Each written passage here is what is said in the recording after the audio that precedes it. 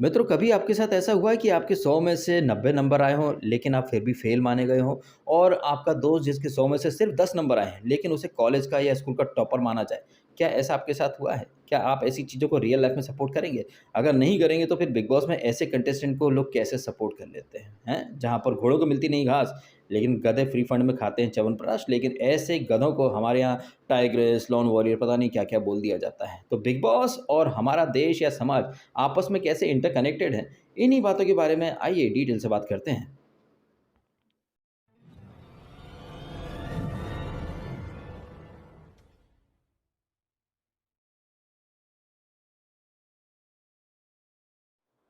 नमस्कार, मैं हूँ दीपक और आप देख रहे हैं डीएसके टॉक्स। आई होप कि आप सब बहुत अच्छे होंगे, सुम्बुल की तरह डिप्रेस्ड नहीं होंगे और अर्चना की तरह चने के झाड़ पर नहीं चढ़ गए होंगे। न हार में न जीत में किंचित नहीं भयभीत में, जीवन पथ पर जो भी मिला यह भी सही वह भी सही, न सम्मान का मोह न अपमान का भय।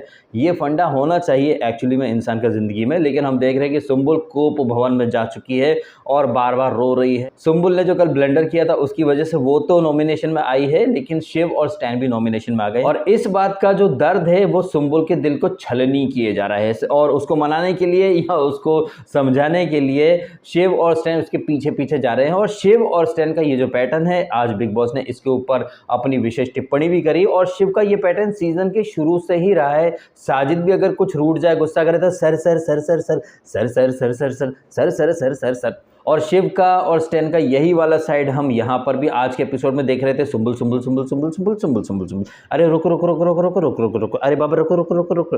बिग बॉस ने यहाँ पर टॉन्ट तो काफ़ी अच्छे मारे थे कि आप लोग विक्टिम कार्ड क्यों नहीं खेलते हो। वैसे बिग बॉस की पारखी नज़र और निर्मा सुपर इसका कहीं कोई जवाब नहीं। अरे भाई, पारखी नज़र तो एक डीएसके है, उसकी भी है, खैर उसकी इतनी कोई चर्चा करता है नहीं। हाँ, तो यहाँ पर बिग बॉस ने जो अपनी पारखी नज़र से जो बॉडी लैंग्वेज पढ़ी थी इसकी शिव की, माइंड ब्लोइंग। जिस तरह से बिग बॉस कह रहे थे कि शिव लगता है कि ज़्यादा बोझ ले लेकर के आपके शोल्डर झुक गए हैं, आप की कमर सीधे नहीं है, पहले कमर सीधी रहा करती थी, शोल्डर काफ़ी खुले ब्रॉड लगते थे।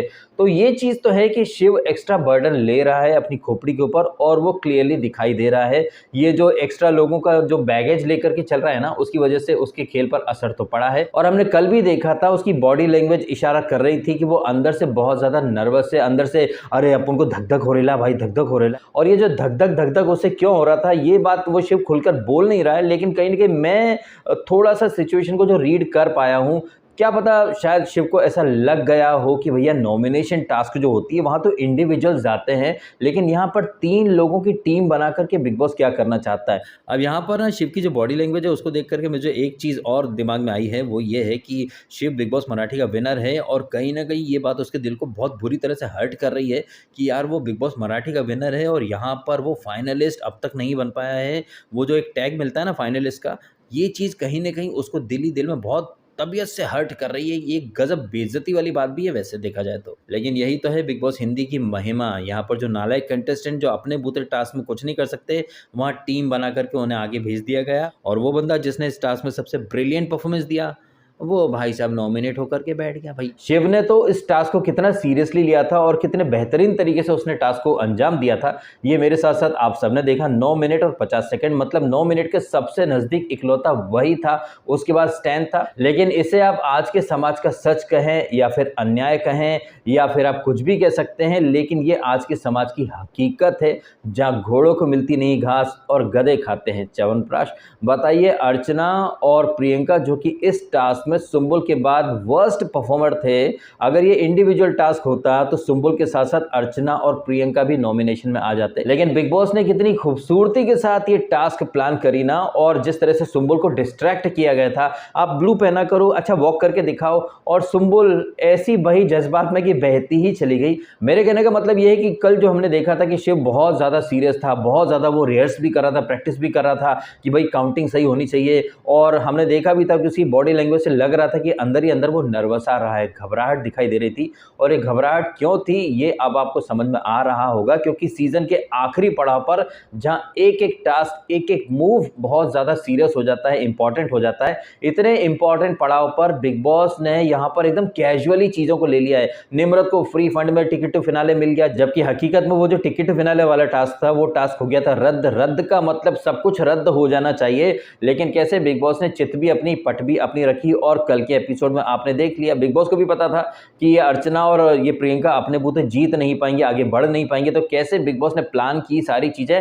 और ये अर्चना जो कि कह रही थी कि निम्रत खैराती फाइनलिस्ट बन गई, खुद खैराती फाइनलिस्ट बनकर कैसे उछल रही है, कैसे कूद रही है। और यहाँ अर्चना, प्रियंका और ये जो बिग बॉस का ये जो हरामी वाला खेल रहा है ना, अगर आप देखें ना तो ये चीज़ें हमारे समाज में होती रहती हैं, लेकिन जिसके ऊपर बीतती है ना वही समझ सकता है और कोई नहीं समझ सकता है। और ये चीज़ें हमारे परिवार ने बहुत भुगती हैं। बैतूल में मेरे पापा जी की वन विभाग में जब भर्ती के लिए उस टाइम पर कुछ रेस वगैरह होती थी, मुझे मेरे पापा जी बताते कि वो तीसरे या चौथे नंबर पर आए थे, लेकिन लिस्ट में जब फाइनल लिस्ट आई ना तो उनका नाम 7वें नंबर पर चला गया था, जिसकी वजह से फिर आगे बहुत प्रॉब्लम पड़ी प्रमोशंस में, ट्रांसफ़र में, ये सारी चीज़ें। जो टॉप पर आए 2-3 लोग, भैया उनको अच्छी अच्छी जगह पोस्टिंग मिल गई और मेरे पिताजी को बैतूल में भेज दिया गया था। फिर काफ़ी टाइम के बाद लंबा मतलब संघर्ष करके जैसे तैसे फिर वो इंदौर में आए थे। तो हमने ये सारी चीज़ें झेली हैं। यही चीज़ आप बॉलीवुड में भी देखते हैं कि वो लोग जिनमें टैलेंट है या फिर वो लोग जो काफ़ी ज़्यादा जुनूनी हैं और अपने आप को साबित करना चाहते हैं, उनको इतने मौके नहीं मिलते हैं। लेकिन अनन्या पांडे कहिए, जानवी कपूर कहिए या फिर बॉलीवुड के जितने भी नेपो किड्स हैं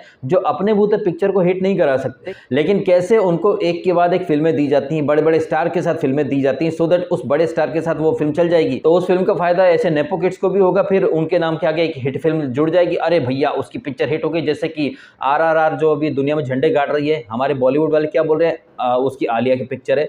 तो आप देखें कि जो बिग बॉस के अंदर हो रहा है ना, वही हमारे देश के अंदर भी होता है। अब यहाँ पर अगर मैं पॉलिटिक्स की बात कर दूंगा ना तो लोगों को बहुत मिर्ची लग जाएगी। एक तरफ है मोदी जी जो कि गरीब परिवार में पैदा हुए, संघर्ष किया, आगे बढ़े, PM बन गए। वहीं एक इंसान है जो चांदी की चम्मच लेकर के पैदा हुआ, जिसके खानदान में एक से बढ़कर एक प्राइम मिनिस्टर हुए। मतलब थाली में सजा करके सब कुछ मिल गया, लेकिन फिर भी मतलब उसमें योग्यता नहीं है। उसके बावजूद हमारे देश के बहुत सारे लोग उसे सपोर्ट करते हैं, पता नहीं क्या देखते हैं। जबकि अगर आप कॉर्पोरेट में काम करते हैं या अगर आप किसी भी विभाग में काम करते हैं या आपने कुछ बिजनेस या नौकरी धंधा किया भी है, तो अगर जो बिजनेसमैन हैं, जो दुकान चलाते हैं, वो तो यही चाहेंगे ना कि उनका लड़का या उनकी औलादें उस दुकान को और आगे बढ़ा दें और दिन दूनी रात चौगनी तरक्की कर ले। लेकिन हम कांग्रेस के मामले में क्या देख रहे हैं कि 400 सीटें लाने वाली पार्टी 40 पर आ गई। लेकिन हमारे देश का मीडिया और लिब्रांडो लोग इस चीज को ग्रोथ की निशानी मानते हैं, मतलब उल्टी गंगा बहने को ये लोग तरक्की मानते हैं। कॉर्पोरेट्स में अगर ऐसा परफॉर्मेंस कोई एम्प्लॉय करेगा ना तो लात मार करके निकाल दिया जाएगा, और ये चीज रियल लाइफ में होती है। लेकिन कुछ लोगों के दिमाग में और उनकी जिंदगी में अलग ही चीजें चलती रहती है। वहां पर 40 को 400 से ज्यादा माना जाता होगा, और ऐसी ही मेंटेलिटी के लोग बिग बॉस में नल्ले कंटेस्टेंट, झूठे कंटेस्टेंट और ये प्रियंका जग्गा, इसके सपोर्ट में इसका जो PR है वो कल से लगा है प्रोमो देख करके कि देखो शिव ने फिजिकल वायलेंस कर दिया, प्रियंका के कान में हिंसा कर दी है। कान कार्ड भी खेल लिया लोगों ने यार, पानी कार्ड खेल लिया, क्या क्या कार्ड नहीं खेल लिए। और ये प्रियंका जग्गा कितनी झूठी है, वहां बोलती रही मेरे कान का पर्दा फट जाएगा, पानी मत मार। अरे बाप रे, पापा कितनी कोमल परी हो तो वहां कर क्या रही हो, छोड़ देना था ना वो बजर वगैरह। मतलब ये जग्गा इतनी झूठी है, वहां पर भी विक्टिम कार्ड उसे खेलना ही था। फिर बाद में तो बोलती अर्चना से मैं तो ऐसे ही बोल रही थी। और इस झूठी जग्गा के झूठे PR वालों को देखिए, इसके झूठे कान कार्ड को ये लोग जस्टिफाई कर रहे थे, सपोर्ट कर रहे थे, पता नहीं क्या क्या बोल रहे थे।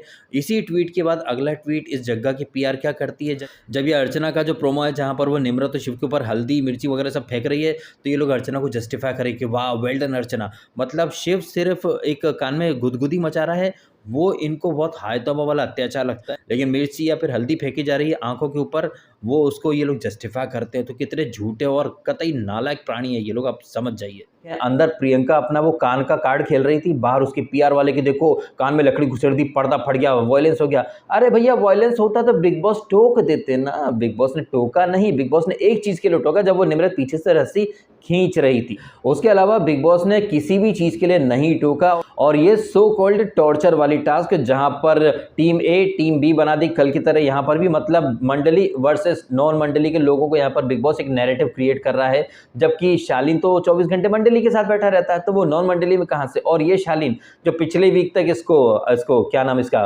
प्रियंका को राक्षसी हंसी वाला बोला करता था, अब देखो साथ में बैठा है, हंस रहा है। यहां पर भी देख लीजिए ना, मंडली को हराने के लिए वो लोग जिनकी आपस में पटती नहीं है, शालीन जो कि पिछले वीक तक क्या क्या नहीं बोल रहा था, और ये प्रियंका जो कि हर चीज का ब्लेम शालीन पर डाल रही थी। दोनों एक दूसरे को फूटी आंख नहीं छुआते। लेकिन जैसे हमारे देश के अंदर या फिर दुनिया के किसी भी देश में एक पॉलिटिकल पार्टी को हराने के लिए सारी पॉलिटिकल पार्टीज एक हो जाती है। बताइए, एसपी बीएसपी एक दूसरे से लड़ते थे, वो एक हो गए। एसपी वर्सेस कांग्रेस, ये एक दूसरे से लड़ते रहते थे, अब ये भी अलायंस बना चुके। जेडीयू वर्सेस आरजेडी कहिए, शिवसेना वर्सेस कांग्रेस कहिए, शिवसेना वर्सेस एनसीपी कहिए, ये सब एक दूसरे से लड़ते रहते थे हर चुनाव में। लेकिन अब एक अकेली पार्टी को हराने के लिए कैसे गीदड़ों का झुंड इकट्ठा हो चुका है, आपको समझ में आ रहा होगा। और यही चीज हम बिग बॉस में देख रहे हैं। शालीन प्रियंका कितना लड़ते हैं, लेकिन अब देखो इन्हें एक टीम में रख दिया गया है जस्ट बिकॉज कि उधर जो दो लड़के हैं उन्हें कैसे भी करके हराया जाए। यहां पर स्टैन और शिव इतना अच्छा परफॉर्मेंस करने के बावजूद भी नॉमिनेट हो गए हैं। एक ही चीज निकल के आ रही है कि भैया घोड़ों को मिलती है घास और गधे खा रहे हैं आराम से च्यवनप्राश। और ये च्यवनप्राश खाकर अर्चना जैसे गधे तो इतना उछल, नहीं गधे क्यों, गधी है ना वो, तो इतना उछलने लग गए हैं कि ये शालीन को मतलब वो ज्ञान दे रही थी, शालीन तुम सोलो हो, तुम सोलो है, वाह वाह वाह। पता है वो शिव बौखला गया, और सुम्बुल पता है तेरे को लेना चाहिए था। मतलब आप ये देखें भैया, ओवर कॉन्फिडेंस की नेक्स्ट लेवल की हाइट। ये अर्चना और ये प्रियंका जो कि अपने बूते कुछ भी नहीं कर सकते, कुछ भी नहीं होता इनसे, चाहे सीरियस टास्क हो चाहे मस्ती वाली टास्क हो। और कल की टास्क जिसमें प्रियंका और अर्चना ने एकदम घटिया परफॉर्मेंस दिया था, लेकिन चूंकि बिग बॉस खुद खेल रहे थे और बिग बॉस ने ही पूरा गेम रचा था, लेकिन ये अर्चना और प्रियंका को लग रहा है कि ये अपने बूते आगे पहुंच गए हैं। इतनी नेक्स्ट लेवल की इनको गलतफहमी हो रही है। वहीं सुम्बुल जो कि अपने किए हुए ब्लंडर पर इतनी बुरी तरह से रो रही है कि उसका रो रो करके बुरा हाल हो रहा है। बट आई फील ये जो टॉर्चर वाली जो टास्क हुई ना, यहाँ पर शिव ने एक गलती कर दी है। शिव को यहाँ पर सुम्बुल को एक मौका देना चाहिए था, वो खुद को रिडीम तो करके दिखाए, और यहाँ इसको सुम्बुल को भी स्टैंड लेना था। ठीक है, मेरे से हो गया कल ब्लंडर, आज मुझे मौका दो, मैं साबित करती हूँ खुद की काबिलियत। वो भी तो मतलब खुलकर बोल नहीं रही थी। और शिव यहाँ पर ये जो बात कर रहा था, चल ठीक है मैं हट जाता हूँ, वो उसको एमसी स्टैन को भी तो बोल सकता था। एमसी स्टैन ने इस टास्क में किया क्या। और ये सुम्बुल मैडम जो कि एपिसोड के एंड में अर्चना के सामने खड़ी होकर बात करी थी, हाँ ठीक है वैसे गलत किया, बाल्टी का पानी फेंकते फोर्स एक के बाद एक निकल जाता। तो सुम्बुल माय डियर छोटी बच्ची ऑफ बिग बॉस 16, जब शिव ने या स्टैन ने या निम्रत ने ये टॉर्चर टास्क शुरू होने से पहले तुमसे पूछा था कि माय डियर सुम्बिया कम हियर, हमें कुछ आइडिया दो कि हम टास्क में क्या करें, तब तो तुमने देख लो मैं भी सोच रही हूँ, आइडिया लगा रही हूँ कि तब तुम्हारे दिमाग में ये आइडिया नहीं आए थे क्या कि है ना बाल्टी भर के पानी फेंको फोर्स से, क्योंकि आप फिजिकली धक्का नहीं दे सकते, खींच नहीं सकते, इसके अलावा आप सब कुछ कर सकते हो। और अर्चना करके बताएगी कि क्या क्या किया जा सकता है। ये लोग मंडली वाले इतने भोले हैं या चूतियापंती कर रहे थे एक नंबर की। भाई साहब ऐसी टास्क बिग बॉस 10 के अंदर मैंने देखी थी, और वहां पर ये जो टॉर्चर टास्क हुई थी ना, ऐसी ही टास्क थी, पीछे कुछ वो रस्सी बंधी थी और वहां पर भी लोपा मुद्रा और ये दो बानी वगैरह ऐसे कुछ खड़े थे। दोस्तों आया था और बाल्टी भर के पानी फेंका फोर्स के साथ। इधर दोस्तों ने बाल्टी भर के पानी फेंका, उधर लोपा मुद्रा उड़ी चली गई, बजर वगैरह सब छूट छाट गया, वो गिरी पड़ी जाके। मतलब शिव ठाकरे यहाँ क्या कर रहा था। I was very disappointed in this torture वाली टास्क। हाँ, ये नॉमिनेशन वाली टास्क में उसके साथ गलत हुआ है, लेकिन यहां पर तो शिव खुद ही गलत कर रहा था। उसने तो मतलब कोई जुनून दिखाया ही नहीं। और ये अर्चना और ये प्रियंका जो कि टास्क के टाइम पर इतना वुमन कार्ड खेल रहे थे, इतना कान कार्ड खेल रहे थे, इतना पानी कार्ड खेल रहे थे, ये वो दो लोग हैं जो कि अक्सर बिग बॉस मराठी को ड्रैग करते रहते हैं। लेकिन जब ये टास्क खत्म हो गई, ये नहा धो करके आते हैं, बिस्तर पर कंबल ओढ़ करके लेट जाते हैं, और ये अर्चना बोलती रहती, ये जग्गा अपना मुंह वगैरह साफ करती रहती है। अर्चना बोलती हंसा भी नहीं जा रहा है, स्किन खींच रही है, बाप रे बाप। तो अगर ये लोग बिग बॉस मराठी में जाते ना तो शायद ये लोग मर ही जाते, क्योंकि वहां जो नेक्स्ट लेवल की टॉर्चर टास्क होती हैं, यहाँ पर तो कुछ भी नहीं हुआ है। यहाँ पर तो मग्गे से पानी फेंका जा रहा है। अरे लग तो नहीं गई, कोई बात नहीं, मैं इधर से डालता हूँ कान में पानी, अरे ठीक है मैं इधर से जाता हूँ, मैं पुछ करके पाउडर फेंकूंगा, मैं गुल गुल करूंगा, मैं कान को करूंगा, मैं तेल डाल दूंगा। वाह, ये टॉर्चर टास्क थी या ऑडियंस के साथ टॉर्चर चल रहा था। बिग बॉस मराठी में क्या नेक्स्ट लेवल के टॉर्चर हुए।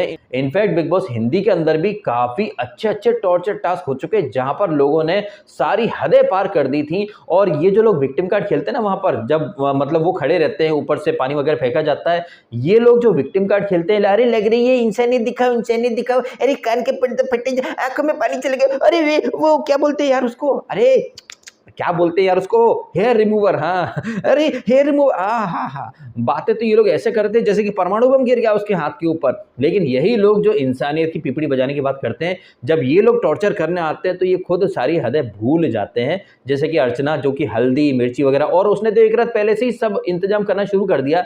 तो एक चीज़ यहाँ पर क्लियरली हमको दिखाई दे रही है कि नॉमिनेशन टास्क में नॉमिनेट होने के बाद शिव का, स्टैन का कॉन्फिडेंस एकदम जमीन में घुस चुका है। वहीं खैरात में फाइनलिस्ट बनने वाली अर्चना और प्रियंका का कॉन्फिडेंस एकदम टॉप पर जा रहा है। एपिसोड के स्टार्ट में हम देखते हैं अर्चना और प्रियंका एक दूसरे का इंटरव्यू ले रहे हैं कि आप बताइए क्या लग रहा है फाइनलिस्ट बन के। अर्चना को एक दिन पहले बोली थी कि ये टास्क तो निम्रत के लिए प्लान करा है बिग बॉस ने, लेकिन यही अर्चना अब यहाँ पर बड़ी खुशी से नाच रही है। अब नहीं बोलेगी कि हाँ ये बिग बॉस ने ये टास्क तो हमारे लिए प्लान करा था। नहीं नहीं नहीं। तो आप देखें इंसानी फितरत, किसी और को अगर कुछ मिल जाता है तो अर्चना जैसे लोग बहुत ज़्यादा आपत्ति लेते हैं। ये वो अर्चना है जिसने गौतम की खटिया खड़ी कर दी थी जब वो सलमान खान ने राशन छीन लिया था, गौतम को कैप्टन बनाया था। कितनी ओवर एक्टिंग करी थी इस अर्चना ने, हमारे हक का खाना छीन लिया इसने, ये वो। यही अर्चना किसी और के हक का टिकट टू फिनाले खा करके बड़े मजे से चैन से सो रही है, मस्ती कर रही है। अब कहाँ गया इसका स्टैंड। तो ये जो एक इंसानी फितरत है ना, ये आपको बिग बॉस बहुत अच्छे तरीके से दिखाता है। लाइफ के बहुत सारे लेसन्स हमको सीखने को मिल जाते हैं। जो हमारे देश में होता है, समाज में होता है, वही बिग बॉस में हो रहा है। किसी डिजर्विंग का हक किसी नॉन डिजर्विंग को पकड़ा दिया जाता है। डिजर्विंग बेचारा पीछे खड़ा हो जाता है, नॉन डिजर्विंग आगे आ जाता है। लेकिन मुझे पता नहीं क्यों ऐसी फीलिंग आई, ऐसी एक वाइब आई, ऐसा एक थॉट आया, इसे इंट्यूशन भी कह सकते हैं, क्या पता ये गलत भी हो सकता है। लेकिन मैंने अभी थोड़ी देर पहले एक ट्वीट कर दिया जहां पर मैंने कहा कि भैया नो एलिमिनेशन लोडिंग, बिकॉज ये नॉमिनेशन टास्क बेहद अनफेयर टास्क थी। और खुद बिग बॉस भी जानता है कि शिव और स्टैन जो है ना, ये एक्चुअली में निम्रत से भी पहले फाइनलिस्ट बनना डिजर्व करते हैं। और प्रियंका और अर्चना जो कि 14 मिनट और 12 मिनट खा करके वहां फाइनलिस्ट बन गई हैं, और शिव और स्टैन जो कि इस टास्क के बेहतरीन परफॉर्मर थे वो आगे नहीं आ पाए। तो ये अनफेयर तो है। और इसी थॉट प्रोसेस के हिसाब से मैंने वो ट्वीट करा कि नो एलिमिनेशन लोडिंग, बिकॉज ये नॉमिनेशन टास्क बेहद अनफेयर थी। और अभी ये 7 लोग हैं, शिव कहिए, स्टैन कहिए, निम्मो कहिए, जग्गा कहिए, हग्गा कहिए, शालीन कहिए, सुम्बुल कहिए। अब मुझे ऐसा लग रहा है कि ये 7 लोग जो है ना, ये सातों के सातों फाइनलिस्ट बन जाएंगे। फिर मिड वीक इविक्शन होगा 2 लोगों का, जहां पर इसको अर्चना को और सुम्बुल को शायद बाहर निकाला जा सकता है। अब यहाँ पर देखना इंटरेस्टिंग होगा कि बिग बॉस ये सारी चीजें कैसे प्लान करता है। क्या वो मनी बैग वाला खेल खेला जाएगा अर्चना के साथ, या फिर क्या होगा क्या नहीं होगा, ये तो आने वाले दिनों में पता चल पाएगा। लेकिन आपको क्या लगता है, जो मैंने एक थॉट आपके सामने रखा है कि इस वीक नो एलिमिनेशन लोडिंग, अगर ये प्रेडिक्शन मेरा गलत निकल गया तो भर भर के मैं गालियां खाऊंगा, बट फिर भी मैंने वो प्रेडिक्शन कर दिया है। और अब आप देखिएगा कि सीजन के आखिरी पड़ाव में आकर बिग बॉस कैसे अपना असली गेम खेलता है। आपने कल भी देख लिया, आप यहाँ पर ये प्राइज मनी का खेल भी देख रहे हैं। आप बस देखते जाइए, इधर आप पलके नहीं झपका पाएंगे, उधर बिग बॉस अपना असली गेम खेल लेगा। जैसे कि कल बिग बॉस ने खेल ही लिया, डिजर्विंग लोगों को टिकट टू फिनाले नहीं मिला और नॉन डिजर्विंग यानी कि गधों को च्यवनप्राश केक सब पकड़ा दिया है। खैर आज के एपिसोड के और पॉइंट्स या और टॉपिक की बात करें तो कुछ मेजर पॉइंट्स या मेजर टॉपिक तो थे ही नहीं। बस यही था कि बिग बॉस ने शिव को और स्टैन को आईना दिखाया कि भैया तुम दोनों को ये लड़कियां यूज कर रही हैं और तुम लोग क्यों विक्टिम कार्ड नहीं खेल रहे हो। मतलब बिग बॉस भी मानता है कि बिग बॉस के अंदर लड़कियां victim card, woman card, girl card खेलती रहती हैं। और दूसरी तरफ निम्रत वो सुम्बुल को समझाने की कोशिश करती रहती है। बिग बॉस से इतना सब कुछ सुनने के बावजूद ये शिव आकर के और ये स्टैन आकर वापस से उसको सुम्बुल को समझाने लगते हैं कोई बात नहीं, हो गया जो हो गया बदल नहीं सकते, जो हो गया बदल नहीं सकते। सही बात है, जो हो गया बदल नहीं सकते। लेकिन आज के एपिसोड में मौका था, जो ब्लंडर हुआ है ना, उस ब्लंडर को पीछे छोड़ करके सुम्बुल खुद को राइज कर सकती थी, उसे एक मौका दिया जा सकता था, ऐसा मेरा मानना है। क्योंकि यहाँ पर एमसी स्टैन इस टास्क में कुछ नहीं कर रहा था भाई साहब, seriously he was good for nothing in this task. In fact Shiv Thackeray also, वो भी कुछ बहुत अच्छा यहाँ पर टॉर्चर वगैरह नहीं कर पाए सामने वालों को, एकदम कैजुअली ले रहे थे, खुद को महान दिखाना चाह रहे थे। या फिर आप ये भी कह सकते हैं कि बंदा ऑलरेडी नॉमिनेटेड है तो अंदर से टूटा हुआ तो महसूस कर ही रहा है। लेकिन इसके बावजूद उसकी बॉडी लैंग्वेज जो आज के एपिसोड में थी, स्पेशली जो मॉर्निंग में डांस किया था, आपने कभी भी देखा होगा, चाहे शिव को ये सलमान खान जबरदस्ती में डांट दे या वो नॉमिनेट हो जाए या फिर कुछ भी हो जाए, बंदा अगली मॉर्निंग मस्ती के साथ ही उठता है, डांस करके उठता है। वहीं अर्चना को देखो, जग्गा को देखो या फिर शालीन को, अगर सलमान ने कुछ वीकेंड पर बोल दिया या बिग बॉस ने कुछ बोल दिया तो अगले मॉर्निंग इनसे डांस नहीं होता, खड़े रहते हैं वहां पर बुत बने। तो शिव की पर्सनैलिटी का ये जो साइड है ना, ये काफी अच्छा है। चाहे कुछ भी हो जाए, ये लोग बोलते रहते हैं कि वो बौखला गया, तेरी सच्चाई बाहर आ गई है, तेरी बौखलाहट बाहर आ गई है, जबकि एक्चुअली में बौखलाया कौन है, वो है है अर्चना और ये प्रियंका। ये दूसरों को बोलते रहते हैं, लेकिन सबसे ज़्यादा बौखलाया कौन है? अर्चना और ये प्रियंका। ये अर्चना दूसरों को बोलती रहती है कि फ्री फंड में आगे पहुंच जाओगे। ये ये ऐसी बात करने वाली अर्चना खुद फ्री फंड में आगे पहुंच गई। और अर्चना का आप ज्ञान देखते हैं इस एपिसोड में। अजगर जो होता है ना, अजगर ऐसे मंडली मार के बैठा रहता है। क्या बोला तूने? अजगर जो होता है ना, अजगर ऐसे मंडली मार के बैठा रहता है। इन द मीनवाइल जग्गा उसे करेक्ट करती है मेकअप करते करते, मंडली नहीं कुंडली होता है। ओह, बेइज्जती हो गई। अर्चना हर एपिसोड में अपनी बेइज्जती ही कराती है। कभी उसे सपनों का सौदागर चाहिए, कभी सपनों का राजकुमार चाहिए, कभी उसके बच्चे होंगे तो बच्चों की सूसू पोटी साफ करेगी। तू ही करेगी ना भाई, जिसके बच्चे होते हैं वही करता है, कोई पड़ोसी तो आके नहीं करते हैं। तो अर्चना के ऐसे फालतू चीज़ों को बिग बॉस इतना ज़्यादा इंपॉर्टेंस देते रहते हैं, पता नहीं यार। मुझे लग रहा है कि बाहर से उसकी भी कुछ सेटिंग रही होगी, जैसे शालीन की, टीना की, जग्गा की, इन सब की जो सेटिंग रही है ना, ऐसे ही अर्चना के नॉनसेंस वाले जो कंटेंट है ना, उसकी भी कोई सेटिंग रही होगी। इसीलिए बिग बॉस इसको इतना चने के झाड़ पर चढ़ा रहे हैं, सो दैट ऑडियंस के माइंड में ये थॉट आए कि यार ऐसे लपट झंडे कंटेस्टेंट कैसे फाइनलिस्ट बन सकते हैं। भाई साहब, आज भी आपने देखा वो जो ये टॉर्चर वाली जो टास्क शुरू होती है, उससे तो रस्सी से बनकर आगे आया भी नहीं जाता है, और जैसे ही 1 घंटा हो जाता है वो तो सीधे सपाट जाकर के गिर पड़ती है। लेकिन बाद में एक्टिंग देखी, ये हम जीत गए पाजी, असी जीत गए पाजी, असी जंग जीत गए।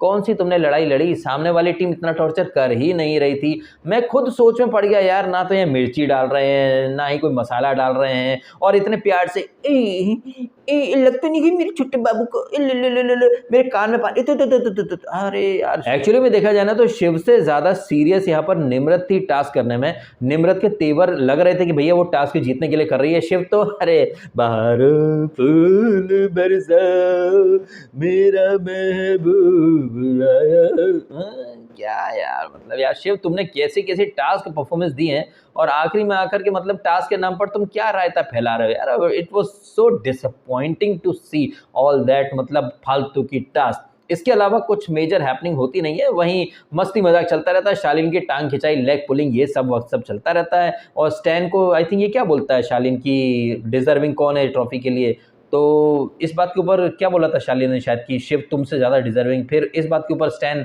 निम्रत से कुछ बातचीत वगैरह कर रहा था। निम्रत से भी यहाँ पर थोड़ा नोकझोंक होता है शिव का, एंड फिर निम्रत का रोना, शिव का उसे हक करना, फिर पैचअप कर लेना, फिर निम्रत का MC स्टैन को भी हक कर लेना, यही सब चीज़ें रही हैं। इन चीज़ों के अलावा एपिसोड के एंड में जग्गा ने बता दिया कि वो वहाँ पर कान का पर्दा फट गया, कान में पानी जा रहा है, वो सिर्फ नौटंकी कर रही थी। जगत की सबसे real for a reality show वाली महिला ये वही जग्गा है जो बोलती थी उसे फेक लोग पसंद नहीं है, उसे झूठे लोग पसंद नहीं है, वो too real for a reality show है।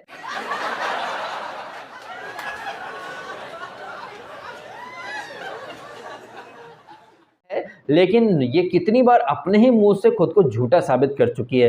1 वीक पहले भी बोली थी अरे हम तो ऐसी फेक फाइट कर लिया करते थे, दिखे तो सही। और आज के एपिसोड में भी उससे अर्चना से बोल रही थी अरे मेरे कान में कुछ नहीं था, मैं तो ऐसे ही बोल रही। मतलब ये जो जग्गा है ना, ये 1 नंबर की झूठी है, लेकिन इसके बावजूद इस झूठी के जितने भी फैंस है ना, वो उसको सपोर्ट ही करेंगे, उसे जस्टिफाई ही करेंगे। निम्रत को तो वो खैराती फाइनलिस्ट बोल देंगे, लेकिन जग्गा को और हग्गा को वो खैराती फाइनलिस्ट नहीं बोलेंगे। और ये जग्गा और इसकी पार्टनर हग्गा, स्पेशली हग्गा, जो कि कह रहे थे कि निम्रत के लिए टास्क डिजाइन हुई है, खुद इसके लिए बिग बॉस ने टास्क डिजाइन कर दी, एक फेवर और कर दिया। लेकिन यहाँ पर वो ये नहीं बोलेगे कि नहीं भैया हमारे लिए टास्क प्लान करी थी, मंडली वालों के साथ तो खेला हो गया। और हम लोग यानी कि जग्गा और हग्गा इतना बुरा परफॉर्मेंस देकर भी टॉप कर जाते एग्जाम में। आप देख लीजिए भाई साहब, गजब वाला फंडा चल रहा है। मतलब वो इंसान जो एग्जाम देने जाए और 100 में से 90 ले आए वो फेल, लेकिन वो इंसान जो कि 100 में से सिर्फ 10 नंबर लाए वो पास हो जाता है। भाई साहब गजब व्यवस्था है बिग बॉस की, और यही व्यवस्था हमारे देश में भी है। आरक्षण कहिए, अलग अलग कोटे कहिए, वहां पर आप देख लीजिए जिनके कम नंबर आते हैं वो आगे पहुंच जाते हैं,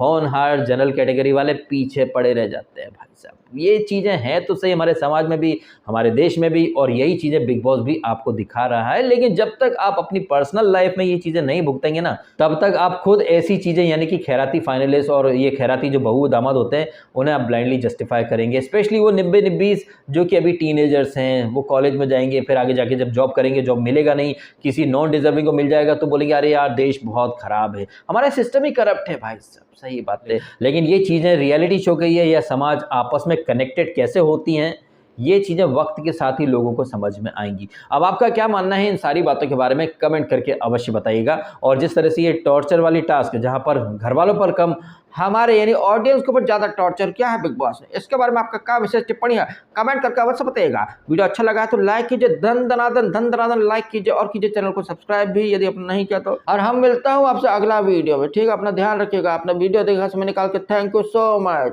बुढ़ वीडियो खत्म कर बड़ी टाटा बाय बाय।